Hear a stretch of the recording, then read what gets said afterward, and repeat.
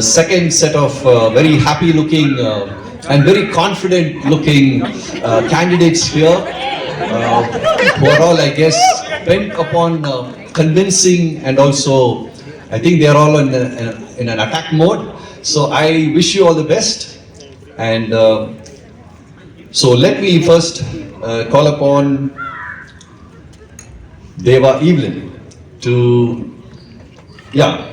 so she is going to defend most Christian festivals today is prophetic.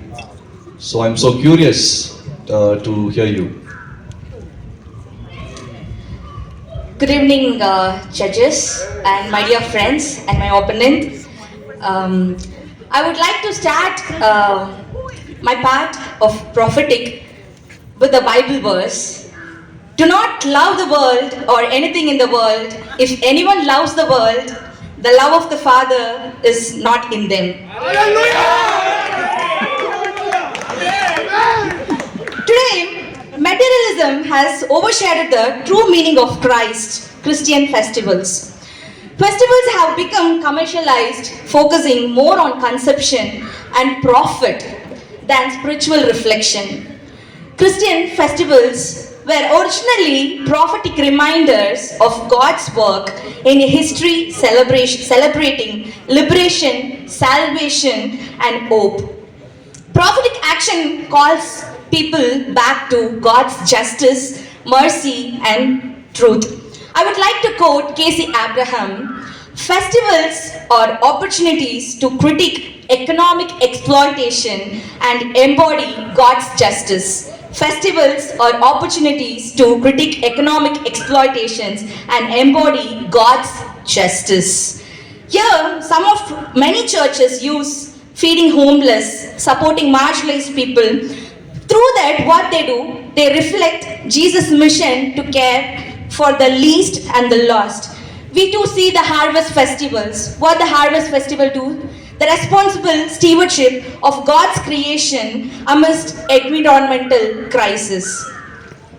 So God's among the poor and marginalized, and also bringing new life in the midst of suffering. That is how God reflects in this generation to us.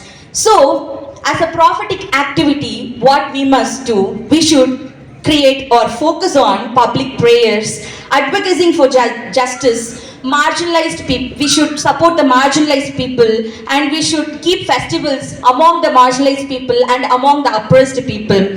And we have to call the church back to its roots actually. That is what God's mission is about. My opponent wants festival to be all about this fancy jiggy lights, I think so, and lavish shoppings. But I think Easter egg, it would taste better when shared with the hungry, not when staked for the Instagram. Christ was born in the manger, not in a palace, to show that true value is found in luxury.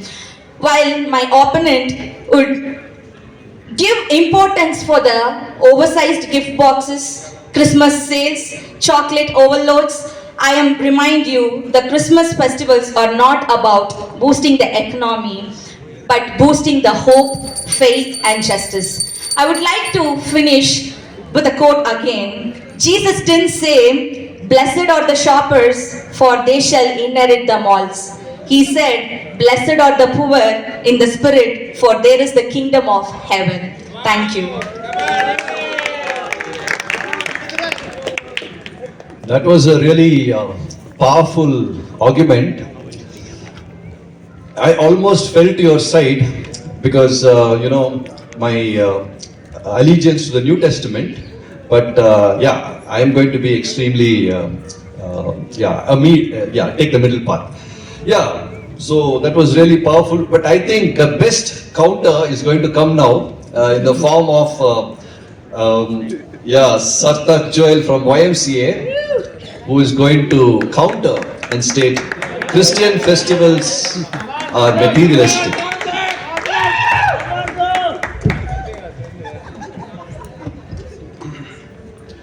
Good evening, esteemed judges, respected opponents, and my dear audience. Today, I have the privilege of speaking on a topic that affects every Christian, every household, and quite frankly, every shopping mall. Christian festivals today, prophetic or materialistic? And I will be speaking on how indeed Christian festivals have become materialistic. To start with my argument, I would like to state that my dear opponent, Miss Evelyn, just stated while starting her argument that festivals today have become materialistic. So I must say that she's on our side only. Thank you for that. And moving on, now let's be honest. When you think of Christmas, what comes to your mind? Bethlehem or Santa Claus? The birth of Jesus or the never-ending shopping list? I mean, we claim to be celebrating the Prince of Peace, yet we fight over the last discounted TV in the store.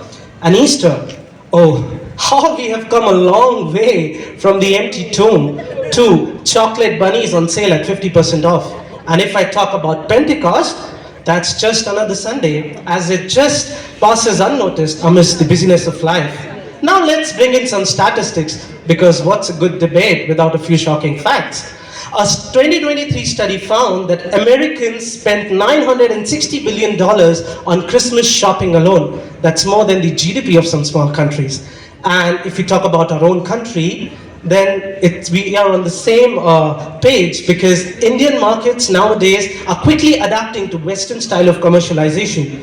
Now don't get me wrong, because even I love a good Christmas gift and a delicious Easter egg as much as the next person. But when we are more focused on buying than believing, when our Christmas prayers sound more like a wish list than a worship, there we have a problem. And I personally believe that one of the biggest reasons for this is how parents introduce festivals to their children. Kids these days know Christmas as the birth of Santa, not Jesus. They know Easter is about eggs, not the power of Christ's resurrection. And why is it so? Because most of the parents focus on the celebration than the significance of the festival.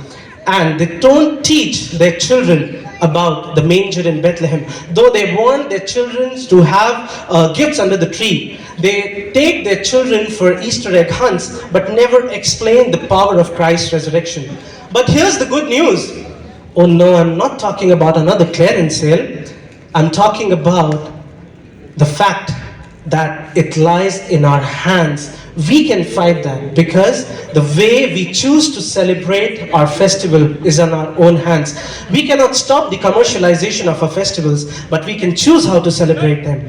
Instead of spending thousands on unnecessary gifts, what if we invested in feeding the hungry or supporting missionaries?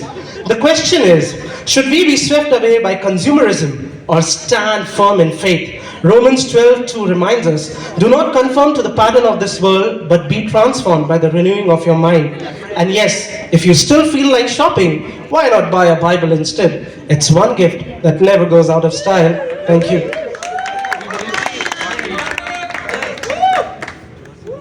Now, that's what I'll call, a really fitting reply. See, we can talk so much about prophetic role, but there we have the facts, so the statistics. So that was a fitting reply stating that Christian festivals today are materialistic. But we have Joel from BD3 who's going to counter that, and let's see what he has in store for us. Come on, Undertaker!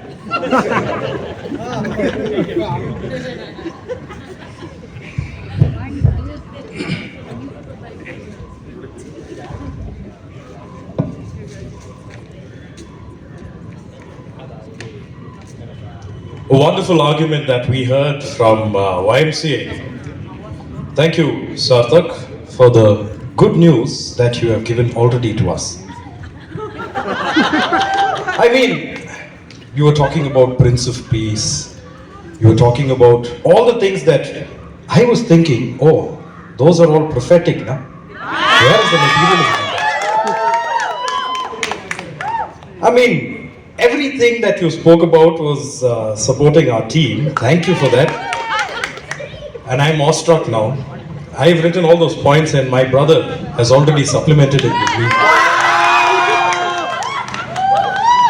When it comes to a prophetic festival, we turn our eyes, we turn our Bibles to Isaiah chapter 1. What does it say? I mean, God starts rebuking all those people who bring money, who bring all those materialistic things, saying, "See, I don't want those things. What I want is a pure heart." You talk about all these churches becoming materialistic, and you talk about churches becoming more and more prophetic instead of materialistic. And as a person who stands for prophetic, on the prophetic side, I would say, I would just quote Isaiah and drop my mic and leave from here. The thing is, we as people over here are taught to give. We have things and we are taught to give. Without being taught to give, from where will you give? When you do not have anything and yet you are asked to taught to give, what would you do? We should be people who bring a counterculture, and that is what we are each and every day of our lives. We don't say that let the poor be poor. It is the prophetic side of the Bible that teaches us to give for the poor. It is everything that has taught us, prophets as we are today, prophets as we are henceforth. And I should say that I have a big gift for you, because you have already spoken for me. Let it be so. That blessed are you who have already supplemented my points, for we will be moving on. Thank you. Prophet God!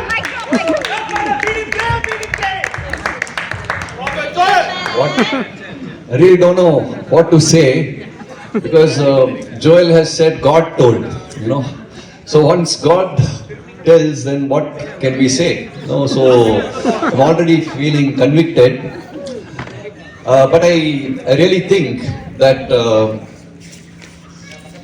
let me get your name, Smarnika has the right counter now, and yes, stating that no, YMCA, according to us, Christian festivals have become today materialistic. Yeah, welcome.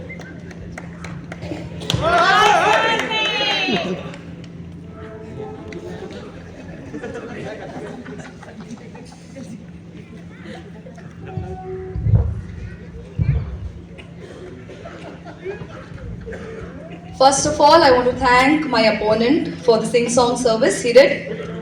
Secondly, my dear opponent didn't got the topic properly, I guess.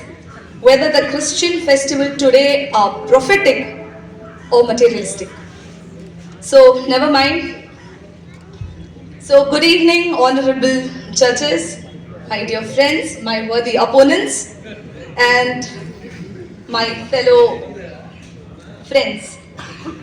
So while some argue that this festival focuses solely on spiritual and prophetic message, as an affirmative speaker, I firmly believe that Christian festivals have indeed become materialistic. Christmas has become more materialistic. Santa has become an icon of the Christmas, not Christ. All these festivals now create a division. Those who have money will celebrate, and the people who doesn't have money will not. Let me take you to my first point. Too much focus on buying things. Christmas and Easter are important for Christian festivals, but they have become too commercialized. Nowadays, people focus more on buying dresses, decorations and feasting than on the true meaning of these festivals. In the biblical reference, we can see in Matthew chapter 6, verse 19 to 21, which says, "Don't store up treasures on earth, store up treasures in heaven." We should prioritize spiritual things over material possessions. Festivals lead to spending a death. People often spend too much money on the celebrations, decorations, and gift, leading to financial struggles and deaths. In Proverbs verse 22 and 7, which says, "The borrower is a slave to the lender," we should be mindful of spending and avoid unnecessary debt. We are adapting the Western culture of commercialization. There was a survey done in which 60% of the people in India feel financially stressed after the Christmas due to overspending. I move to my next point, that is, a festival becomes more about self-pleasure. Instead of worshipping God, people often focuses on self-indulgence in food, parties, and entertainment during the festivals. Gift giving has become more showing off one's wealth's generosity rather than genuine act of kindness and love. Christians' festivals were meant to be prophetic, declaring God's intervention, renewing our faith, and calling us to live a life of righteousness. I just conclude my part by saying the emphasis on materialism at Christmas time at Christian festivals overshadow the deeper meaning of family, love, and goodwill. I will end with a quote where materialism has taken over the spiritualism. So, my dear PD3 participants, it was such a very lucid and very candid statement. Those who have money will celebrate. Those who don't have money won't celebrate. So, it was such a very clear-cut kind of reply. And I think, both the teams have done your best and made us, I mean, now we are confused. First I was thinking, okay, I could go this side or this side. But the points, I don't know, I'm confused. So thank you so much. And three of us are here, and so we'll try to, see how we'll go further. Thank you so much.